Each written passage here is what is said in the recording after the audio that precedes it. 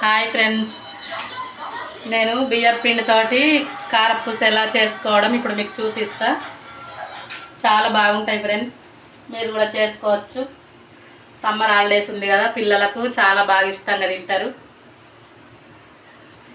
చూడండి ఫ్రెండ్స్, బియ్యం పిండి కలిపి రెడీ పెట్టుకున్న నువ్వులు, ఓమ, ఉప్పు అన్నీ వేసి రెడీ పెట్టుకున్న ఫ్రెండ్స్.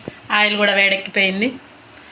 ఆయిల్ వేడి చేసుకున్నా. ఇప్పుడు కారపూస మిషన్లో పిండి వేస్తున్నా. చాలా బాగుంటాయి ఫ్రెండ్స్,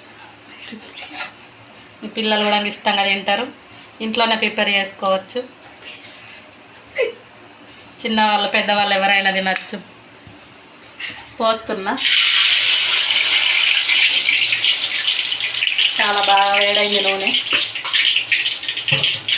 ఇంతకుముందు కట్టెల పొయ్యి మీద చేసుకుంటుంది. ఇప్పుడు సిలిండర్లు వచ్చి నుంచి అన్ని ఇంట్లోనే అవుతుంది. చాలా బాగుంటాయి, మీరు కూడా చేసుకోండి. Thank you.